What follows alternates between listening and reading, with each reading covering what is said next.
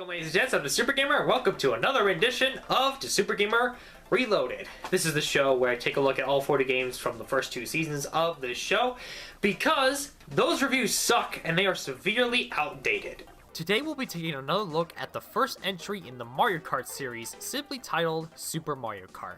Super Mario Kart was released in 1992 for the Super Nintendo, and since then it has spawned countless sequels and new installments. So, is the original game still worth playing nearly 30 years later?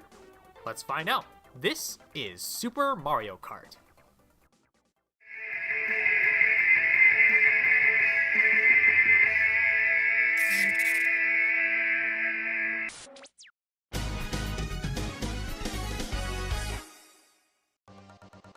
Despite being pretty dated looking nowadays, for the time it was released, Super Mario Kart was one of the most impressive games for the SNES.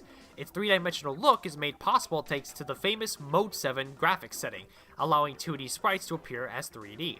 Nowadays though, the game honestly looks pretty flat compared to nowadays. The track layout is pretty, and I know this is a dirty word to use, basic compared to the later games. Most of the tracks just consist of a few turns here and there with a handful of obstacles to avoid. Now, that's not really fair to compare, but I'm just saying that we've been spoiled by every other Mario Kart.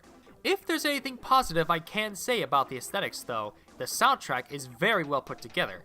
Nothing revolutionary granted, but still does its job very well. The sound design is also quite good. The sounds of the carts driving by and the use of the many power-ups all have distinct sounds that are hard to confuse.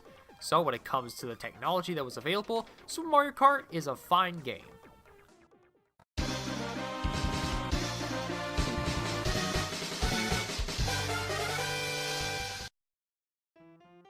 For the 2 people who have never played Mario Kart before, this is how it works. You and 7 other people drive through different tracks competing for first place, while also using different items to either get ahead or hinder those behind you. We got turtle shells for throwing, banana peels to slip up those behind, coins to help the cart go faster, and mushrooms to gain a boost of speed.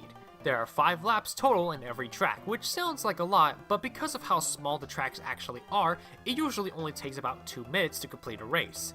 If there's one thing I feel has not aged well at all, it's the drifting. I've played this game for about 6 or 7 years now, and I still find no reason to use the drifting. Simply put, the drifting doesn't feel very reliable, to the point where you don't even get speed boosts for doing it, so it's pretty much pointless. Along with the regular racing, there's also the Mario Kart series staple, Battle Mode. In Battle Mode, you and a friend use the items scattered across the map to pop each other's balloons, in an attempt to become victorious. And overall, that's really all there is to it. Super Mario Kart is a very simple game to pick up and play, which is a reason why it was such a success. However, the first game in the series is honestly too simple for my liking. Every other Mario Kart game after this would take the formula into a new direction, so going back to the original game is like going back to the prehistoric times. It's cool to see how things started out, but we have better things now. So in short, Super Mario Kart is a game that's innovative for its time, but not much else.